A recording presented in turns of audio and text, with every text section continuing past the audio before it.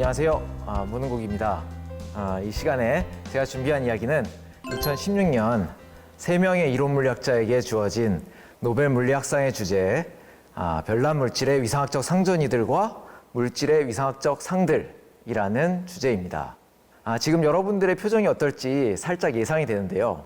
어렵죠? 어렵습니다. 그나마 다행이라고 할까요? 아니면 위안이라고 할까요? 여러분만 어렵게 느끼는 주제가 아니라는 겁니다. 한 예로 2016년 당시 노벨위원회와 왕립 스웨덴 아카데미에서는 노벨 물리학상을 발표할 때 노벨위원회는 아주 곤혹스러운 상황에 빠졌다고 합니다. 3명의 이론 물리학자의 업적이 매우 훌륭하지만 기자나 대중에게 잘 설명할 수 없다는 걸 확신했기 때문이었는데요. 노벨위원회에서는 친숙함을 위해 우리가 잘 아는 시나몬 번, 베이글, 프레첼을 들고 나와서까지 위상수학의 개념을 설명을 하고 양자 세계에서 일어나는 특이한 현상을 기자들에게 이해시키려 했지만 쉽지는 않았다고 합니다. 당시 우리나라의 여러 기사에서도 노벨 물리학상이 발표됐는데 아무도 연구의 내용이 뭔지 잘 모른다와 같은 제목의 기사들이 쏟아져 나오기도 했습니다. 이렇게 어려워 보이는 별난 물질에 대한 이야기를 이 시간에 나눠볼까 하는데요. 2016년 노벨 물리학상은 위상학적 상전이와 위상학적 상이라는 두 가지의 주제를 묶어서 3명의 과학자에게 수여됐습니다. 사울레스 교수는 두 분야에 모두 많은 업적을 남겼기에 2분의 1 기여도를 인정받았고, 할데인과 코스텔리치 교수는 각각 한 분야에 더 큰 기여를 하였기에 4분의 1씩 기여도를 인정받았는데요.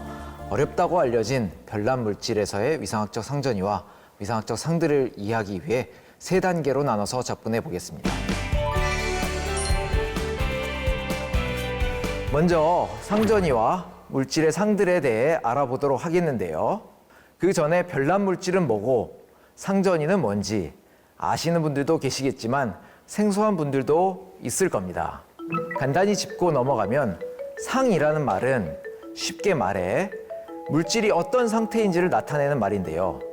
대표적으로는 고체, 액체, 기체의 상이 가장 잘 알려져 있죠. 그리고 상전이란 물이 수증기로 바뀌는 것과 같은 물질의 급격한 상태 변화를 뜻합니다.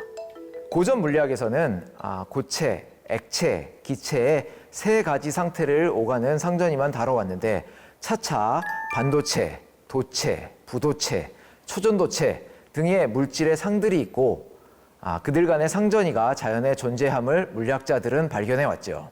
2016년 노벨 물리학상을 받은 세 수상자들은 이러한 물질의 상들과 상전이들 중 별난 부류가 있다는 것을 밝혔습니다.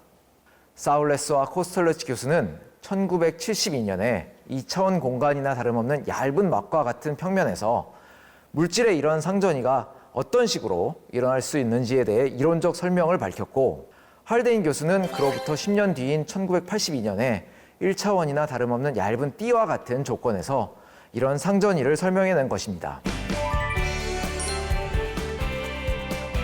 물리학의 많은 중요한 발견을 이해하고 체계화시키는 데 있어서 수학은 종종 중요한 역할을 해주는데요. 위상학도 그중 하나입니다. 위상학은 연결성이나 연속성 등 작은 변환에 의존하지 않는 기하학적 성질들을 다루는 수학의 한 분야라고 사전적 정의로는 나와 있지만 이보다 더 깊은 세계가 있습니다. 제대로 알기에는 긴 시간이 필요하므로 지금은 이 시간의 주제를 이해하기 위해 필요한 2가지만 말씀드리도록 하겠습니다. 첫째, 위상학은 국소적 성질이 아닌 전체적인 성질을 기술한다는 것입니다. 이 말이 무슨 말인지 설명하기 위해 여기 3종류의 빵을 가져왔습니다. 혹시 앞에서 했던 이야기가 기억나시나요? 노벨위원회가 2016년 노벨 물리학상 수상 결과를 발표하면서 기자들에게 주제를 이해시키기 위해 이 3종류의 빵을 가져왔었죠. 보시는 것처럼 시나몬 번, 베이글, 그리고 프레첼인데요. 국소적으로 보면 이 빵들은 모두 2차원 평면으로 생각할 수 있습니다. 이는 평평한 땅에 산다고 느끼는 지구인의 시각과 같은 것이죠. 하지만 이 3종류의 빵은 누가 봐도 다른 빵입니다. 이는 우리가 3종류의 빵의 전체적 성질을 인지할 수 있기 때문인데요. 그렇다면 이 빵들이 서로 다르다는 것을 어떻게 알 수 있을까요? 바로 이 물음에 대한 답이 우리가 위상학에서 알아야 할 두 번째 내용과 관련이 있는 것인데요. 물체들 사이에 위상이 같고 다름을 어떻게 알 수 있을까? 이때 많이 사용하는 개념이 위상학적 불변량입니다. 다시 질문으로 돌아가서 우리는 이 세 종류의 빵이 다름을 어떻게 아느냐? 답은 구멍의 숫자입니다. 구멍의 개수가 위상학적 불변량과 관계가 있으며 위상학에서는 구멍의 개수가 같으면 모양이 달라도 같은 물질 구조로 이해한다고 보면 되겠습니다. 반대로 구멍의 개수가 다르다면 서로 다른 성질을 띈다고 생각할 수 있는데요. 시나몬 번은 구멍이 없고 베이글은 구멍이 하나가 있습니다. 프레첼은 이렇게 구멍이 3개가 있는데요. 따라서 위상학에서는 이 셋을 다르다고 보는 것입니다. 제가 이 시나몬 번을 한번 눌러도 전체적인 구멍은 생기지 않죠. 이를 위상학적으로 같은 상태라고 합니다. 이렇게 생각하면 정육면체와 구체도 구멍의 개수가 0으로 같기 때문에 위상학적으로 같은 상태임을 알 수 있는데요. 또 다른 예로 도넛과 머그컵은 구멍의 개수가 둘 다 1이기 때문에 동등하다고 보는 것이죠.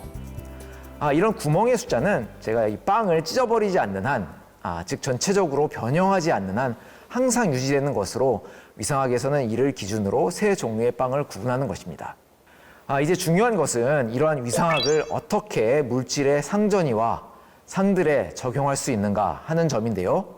바로 이 부분이 2016년 노벨 물리학상 수상자들이 가장 크게 기여한 부분입니다. 이제 위상학적 상전이와 상을 이해하기 위해 먼저 1970년대 패러다임으로 대칭성을 이용해서 2차원의 자석을 한번 생각해 보도록 하겠습니다. 자석은 각각의 입자가 스핀이라 불리는 입자의 자성을 합한 것이라고 생각할 수 있는데요. 쉽게 이야기해서 화살표를 생각할 수 있습니다. 이 경우 자석 혹은 자성은 화살표가 모두 한 방향으로 정렬된 상태를 이야기하는 것인데 아주 높은 고온에서는 자석이 자성을 잃어버리죠. 그 이유를 1970년대 패러다임으로는 각각의 화살표들이 마구잡이 방향을 가리키기 때문에 모두 더하면 없어지는 성질로 이해를 합니다. 그러나 화살표들은 한 방향 혹은 마구잡이 방향으로만 가리킬 수 있는 게 아니고 또 다른 상태를 만들 수도 있습니다. 바로 소용돌이 상태입니다. 그림에서 볼 수 있듯이 전체적으로 화살표들이 한 방향으로 도는 형상이죠. 그런데 이 중 소용돌이의 핵은 매우 특별합니다. 핵에서는 화살표가 존재할 수 없는데요. 이는 마치 베이글의 구멍과 비슷한 역할을 하는 것으로 소용돌이 핵에서는 구멍 하나가 존재하는 것입니다. 다른 말로 소용돌이는 위상학적 불변량을 하나 플러스 1 가지고 있다라고 하겠는데요. 그럼 이번에는 반대 방향으로 도는 소용돌이를 생각해 봅시다. 역시 위상학적 불변량을 하나 가지고 있지만 원래 소용돌이와는 반대이기 때문에 이를 역소용돌이라고 하고 위상학적 불변량은 마이너스 1입니다. 그러면 여기서 소용돌이와 역소용돌이를 같이 가지고 있으면 어떻게 될까요? 복잡한 형상을 그려보는 대신 단순하게 위상학적 불변량을 생각해 보면 플러스 1 더하기 마이너스 1은 0으로 소용돌이와 역소용돌이가 없는 상태와 같은 상태적으로 나타나는 것을 알 수가 있습니다. 이는 다른 말로 표현하자면 국소적으로는 다르게 보이지만 전체적으로는 같다는 위상학적 성질을 이용한 것이라고 할 수 있습니다. 이처럼 사울레스 교수와 코슬레스 교수는 자석이 자성을 잃어버리는 원인을 설명하는 데 있어서 1970년대의 패러다임인 마구잡이식 자성 손실 기작 대신 소용돌이와 역소용돌이 기작의 존재를 증명해낸 것입니다. 그리고 바로 이것이 역사상 처음 발견된 위상학적 상전이었던 것입니다. 위상학적 상에 대한 이해도 마찬가지로 이루어졌습니다. 사울레스 교수와 할데인 교수는 전자들이 고체 안에서 이룰 수 있는 전기적, 자기적 성질인 위상학적 불변량에 의해 변화할 수 있다는 것을 처음으로 증명했습니다. 특히 주목받은 업적은 고전적으로 알려져 있었던 홀 효과, 그러니까 자기장이 증가하면 홀 전류의 세기가 강해진다 라는 홀 효과를 뛰어넘어 양자 홀 효과를 입증해냈다는 것인데요. 양자 홀 효과는 자기장의 세기를 조금씩 강하게 만들면 특정 자기장에서 갑자기 전기 전도성이 증가해 계단처럼 증가하는 현상을 의미합니다. 지금까지 2016년 노벨 물리학상을 수상한 3명의 이론 물리학자들의 연구 내용을 소개했는데요. 노벨위원회의 말을 빌려 이들의 업적을 간략히 말하자면 세 사람의 연구는 물질의 상을 이해하는 인간의 새로운 눈을 뜨게 하는 한편 초전도체와 같이 새 응용 영역을 꽃피우는 밑거름이 되었다는 것입니다. 사실 노벨상 발표 시기가 다가오면 우리나라에서는 왜 노벨상이 나오지 않는가라는 질문을 많이 합니다. 그에 대한 한 가지 답을 2016년 노벨 물리학상 수상자들의 연구 방식과 연구 태도에서 얻을 수 있을 것 같은데요. 가장 확실한 것은 새 수상자들이 노벨상을 목표로 연구한 것이 아니라는 점입니다. 수상자 본인들이 발견했던 이론들로 자연의 현상을 새롭게 기술할 수 있다는 흥분감과 이론들을 검증하는 과정에서 느꼈던 치열함이 가장 중요한 원동력이 아니었을까 하는 생각을 해보는데요. 새 수상자들의 상황과 현재를 비교해 보면서 우리가 가야 할 길에 대해서도 생각해 볼 수 있을 것 같은데요. 1970년대 대부분의 물리학자들은 대칭성을 이용해 물질의 상을 모두 이해했다고 믿었지만 2016년 노벨 수상자들이 당시의 패러다임을 넘어서는 새로운 위상학적 상전이와 상들을 밝혀냈습니다. 2021년 현재 역시 대부분의 물리학자들이 대칭성 및 위상학을 이용해 물질의 상을 거의 파악했다고 믿고 있습니다. 하지만 어쩌면 향후 몇 년 안에 새로운 아이디어와 접근을 가지고 우리의 삶을 변화시킬 수 있는 새로운 이론이 등장할 수 있을지 저는 기대해 봅니다. 어느 물리학자가 이야기한 것처럼 자연은 언제나 우리를 놀라게 하기 때문입니다. 이상 강의를 마치겠습니다. 감사합니다.